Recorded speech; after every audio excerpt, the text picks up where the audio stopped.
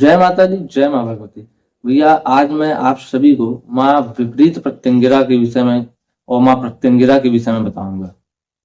तो माँ प्रत्यंगिरा का जो भी साधक है, इस ब्रह्मांड में जो भी योनि मात्र से उत्पन्न हुए जीव हैं, उनमें से कोई भी माँ प्रत्यंगिरा के साधक को लेश मात्र भी क्षति नहीं पहुंचा सकता। जिस पर माँ प्रत्यंगिरा की कृपा एक बार हो जाए, उसके तो भैया न्यारे व्यारे हो जाते हैं। तो मैं आपको बताता हूँ कि माँ प्रत्यंगिरा की कृपा से आप कोई भी ऐसा कर्म नहीं है जो ना कर सके। मारण, मोहन, वशीकरण, स्तंभन, उच्चाटन, विदूषण, कुछ भी आप कर सकते हैं। जो आपने सोचा भी नहीं होगा वो आपको प्राप्त हो जाएगा माँ प्रत्यंगिरा की कृपा से। अब माँ प्रत्यंगिरा जैसी शक्ति तो मुझे लगता है इस ब्रह्मांड में कोई दूसरी नहीं है। अब कोई विद्वान जन आकर विवेचना न करना, की आलोचना मत करना कि माँ दुर्गा छोटी है कि माँ काली है, तो ऐसा या वैसा। भैया सब एक ही तत्व है। ये हमारी और आपकी बुद्धि में भेद है, भेद बुद्धि है। अपितु माँ भगवती तो एक ही है।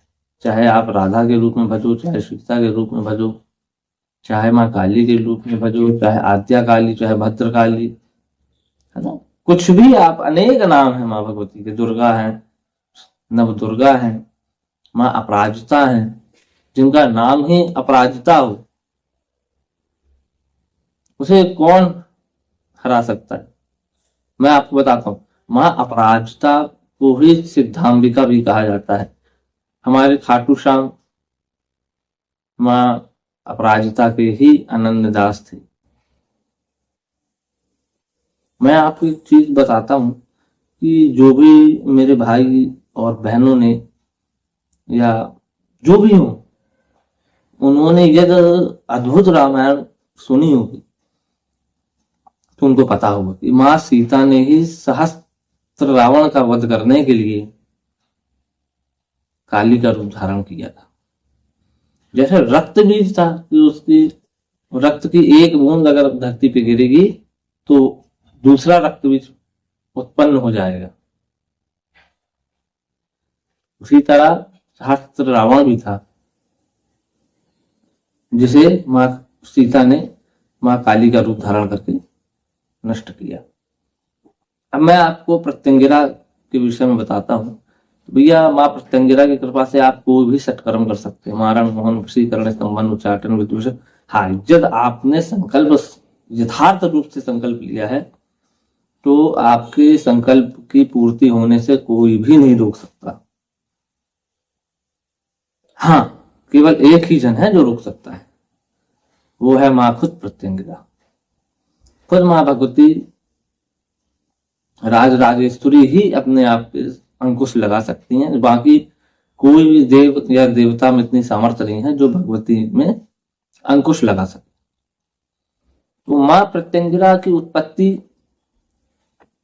शूलिनी दुर्गा के साथ हुई। शूलिनी दुर्गा के साथ ही माँ प्रत्यंगिरा की उत्पत्ति हुई थी।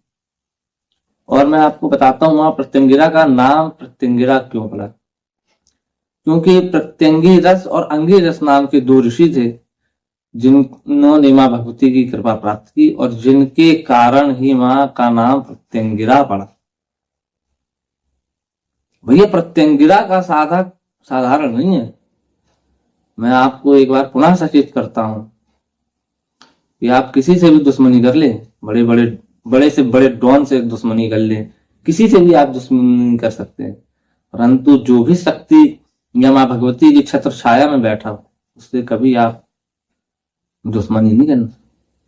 भैया राम जी ने स्वयं माँ भगवती दुर्गा की आराधना की। क्यों? क्योंकि साक्षात माँ भद्रकालिका ही रावण को अपनी गोदी में बैठा के युद्ध कराती थी, और जिसे माँ भगवती की कृपा प्राप्त हो उसे कौन परास्त कर सकता है।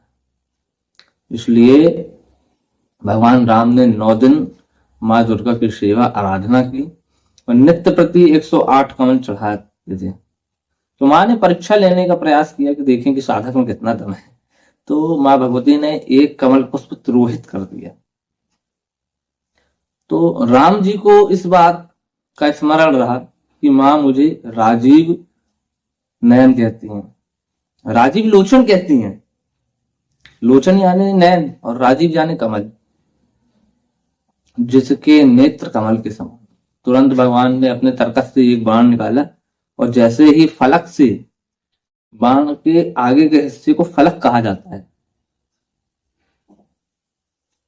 तो फलक से जैसे ही नेत्र निकालने के लिए तैयार हुए, साक्षात मां भद्रकाली प्रकट होती हैं, मां दुर्गा प्रकट होती है और कहती है राम तुम्हारी जय हो। तो मां प्रत्यंगिरा की साधना आसान भी नहीं है और सभी से निवेदन है, बिना गुरु मार्गदर्शन से, बिना गुरु प्रदत्त मंत्रों के बिना मां प्रत्यंगिरा से छेड़छाड़ बिल्कुल कि महाशक्ति है। महाशक्तियों का तेज संभालने के लिए आपको गुरु की कृपा प्राप्त करनी पड़ेगी भैया, है ना।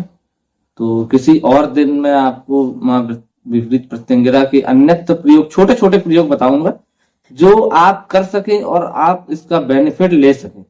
जय माता की, जय मां भगवती, जय मां प्रत्यंगिरा।